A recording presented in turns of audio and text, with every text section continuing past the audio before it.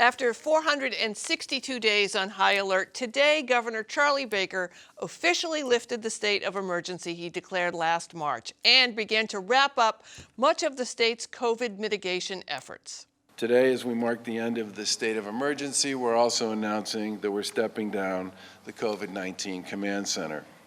This comes a couple of weeks after Baker lifted nearly all of the remaining coronavirus restrictions across the state, including the mask mandate. Though today, the governor also stressed the state will still monitor public health data and will work to get shots to the 40% or so of residents who aren't yet fully vaccinated. Our team has been developing additional ways we can encourage more people to get vaccinated, because getting more of our population vaccinated is critical to sustaining the success we've had so far. That includes some serious incentives, with 5 $1 million cash prizes on the line for people 18 and older and 5 $300,000 college scholarships for kids 12 to 17. And already in bars, restaurants, shops, and stadiums across the state, life is looking a whole lot more like what we're used to. But while the COVID deaths and hospitalizations are down dramatically across Massachusetts and the U.S., people are still dying every day. And today, the nationwide toll hit 600,000 deaths. And other highly vaccinated countries, including the UK, are holding off their reopening plans, and global health experts are warning of highly contagious strains of the virus, including one known as Delta, which has been twice as likely as other strains to put people in the hospital. Today, the CDC declared it a variant of concern. Joining me to discuss are Dr. Cassandra Pierre, Associate Hospital Epidemiologist at Boston Medical Center and an Assistant Professor at BU School of Medicine, and Dr. Jeremy Faust, an Emergency Physician at Brigham and Women's Hospital and instructor at Harvard Medical School. Welcome to both of you. Thanks for joining me. I guess I want to get first, Dr. Pierre, the opening too soon, on time, too late? What's your Goldilocks take on what the opening, where we are with the opening? You know, I think we actually are. It's surprising for me to say this because I'm usually on the opposite side, but I think we actually are in a good spot at this moment. It's the summer. People are congregating outside. We have a large percentage of our population, not as much as we would like, but a large population vaccinated. And despite having a Memorial Day weekend in which we clustered inside in houses, 2 weeks or greater than 2 weeks after that, we still have not seen an increase in the number of cases. And in fact, we continue to see a downward trajectory. So I think this is a pretty good place to be in. Now, of course, that could change. But at this moment, we continue to see that downward trend. So this does seem to be the right move at this time. Dr. Faust, do you agree? I do agree. And I think that the only thing that people need to understand is this is not a one-way street. That we could turn this car right around if we don't do it right, as they say. So the way to avoid having to go back to some of these restrictions and mitigation measures is to keep the vaccination numbers going up and up. We've had such success, but as time goes on, we can see little hotspots crop up. And I think that we're so numb to this huge numbers that we saw last year and earlier this year that I sometimes get worried that people would say, oh, we're only having 20, 30, 40 deaths a day. That's not so bad compared to what we used to have. And right now it's 5 deaths in the state. But these variants can crop up, and if vaccination hesitancy slows us down, we might be in this sort of terrible zone where it's sort of banal and benign to most people, but in the hospitals, we actually see real death and suffering. And so what I want to see is to sort of slam the door shut. Yeah, it's important not to normalize the number of deaths that we're having, which are still deaths that we weren't planning on having, if from a data standpoint at least. Dr. Pierre, can you talk to me about these variants? I'm not an epidemiologist. You are, so I'm wondering, is this something that happens all the time with viruses? Are there always variants? And how worried should we be about the Delta variant or some other variant that might show up later, in the month or in the year? Yeah, viruses are living things. So they're sorting, resorting, evolving due to mutations, changing their codes and their capacity for transmission and virulence and causing severe disease. So it is common to see this in the virus world. And in fact, the SARS-CoV-2, the virus that causes COVID-19, is actually probably a little slower in terms of forming mutations than others. But The Delta coronavirus that we are seeing certainly is concerning. As we've already heard, it's graduated to being a variant of concern, in this case meaning that it is more highly transmissible than our current dominant strain, which is the Alpha, which already was known to be more highly transmissible. And it also causes more severe disease in the form of more hospitalizations. And so it is a serious variant to contend with. Dr. Faust, can you talk about the challenges that you're still seeing in treating patients? I think we've all learned a lot about what made us susceptible. Some of us susceptible to get sicker than others. Some we still don't know why. People got more, either unfortunately fatalities from it or were hospitalized from COVID. Is there anything that you're learning or seeing now that is new than over the past 6 months or so? Well, what's new actually to me is the Delta variant and its implications, especially in a state with high rates of vaccination. The Delta variant to me is changing how I think about people's vaccination statuses.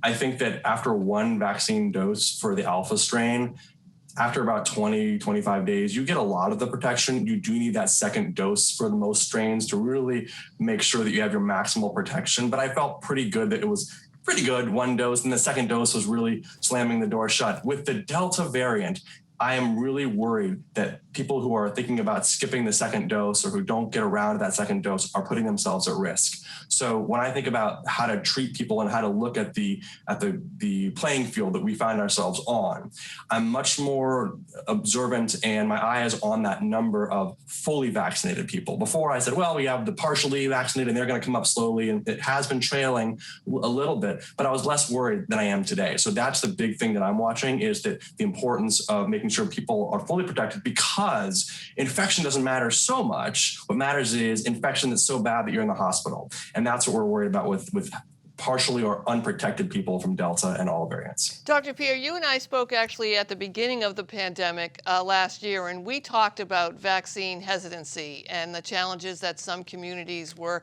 having, both valid distrust of the medical community and historical challenges. What are you seeing right now with folks who are not yet vaccinated? I know that we've got this great and exciting Vax Millions. I think I'm already entered, so I know you have to actually, July 1st, you have to go enter. But if you're vaccinated, you could be entered to win money. I know there are vans going out to folks. I know there are folks setting up to have vaccine parties almost. What's the hesitancy right now? Well, I think there is hesitancy or lack of confidence, but there's also still access issues, as hard as it might be to believe. We see in populations people saying, I want to get vaccinated, but I have a full-time job and kids who I have to pick up and care for, and also elderly parents to care for. I just don't have the time to go. And so sometimes you see local strategic vaccinations, hey, I'm in the neighborhood, let's go to the laundromat. People are willing to accept those. So there continues to be access problems as much as we think we've saturated all potential avenues for giving vaccines. In terms of the lack of vaccine confidence, I still think people are saying it hasn't been enough time yet. I still want more information. And so targeted education, ensuring that there is an output not just by physicians or public health professionals, but by people talking to the people in their lives about their own experiences with vaccines. It's going to be really important to bridge that gap. I think the eventual approval of the vaccine, potentially Pfizer, any of the other available or approved or authorized rather vaccines, will also help in hopefully bridging that gap. But, I think we still don't know what the overall effect of the grand gesture, those millions, which hopefully we're all eligible for, what would that do in terms of getting more people to sign up? I'm not sure, but we do know that the right response is most likely to offer targeted responses, whether education or outreach, to the populations that remain under-vaccinated and at risk for the variants. Dr. Faust, it's still a little confusing, the mask mandate. If you're in if you're on mass transit or if you're in Uber, I wore my mask in an Uber on the way over here. Before the emergency was rescinded, I was at an ice cream shop on Newbury Street and suddenly realized I was surrounded by teens and got very nervous because I didn't have a mask on and I wasn't sure what their vaccination status is. Is there a rule of thumb that we should be using just in general now that we've moved into this new phase? It's, to me, in my experience, it's sort of the law of the jungle. Everything's different. I agree with you. There's this very clear expectation that if you get into a taxi or Lyft or Uber, you're wearing your mask, but other facilities, it's really kind of hodgepodge. And I can see the argument. You go into a restaurant and you have a mask on for 5 seconds and take it off before you eat. What's the point? On the other hand, why not on a high throughput thing like an ice cream parlor or a coffee shop? Why not mask? Because you're not sitting down and taking food there. So I think that the overall thing is enforcement. The one thing I think that was unfortunate about the past few months was we sort of disentangled vaccinations from mask wearing. And I think that would be a nice carrot and stick. There's actually research to show that one of the reasons that vaccine interest went up in certain areas was that people said, oh, if I get vaccinated, I can take off my mask. Fantastic. I'm willing to do that. Whereas now there might be a sense of, well, it's, everyone's free to do what they choose. So no one's asking any questions. So I can skip the dose or not do it altogether. That's what bothers me is that the carrot stick piece. And I think that that's also how we should frame it going forward. If as a county, a state, a region, we get to a certain place in terms of hospitalizations, then again, we stop, we reverse course. I think people need to hear the message that we still control our destiny here and individual actions still have consequences. Dr. Pierre, we have just about a minute left, but I know that there's also been concerns about regular vaccinations, kids not keeping up with them, not getting their scheduled vaccinations, as well as people keeping their well visits or treating their chronic illnesses. Are you seeing an uptick in people returning to their regularly scheduled medical care? We are. I mean, I think part of that is, welcoming people back in, increasing our capacity in line with the states and the CDC's recommendations about what we can and cannot do in waiting rooms, in elevators.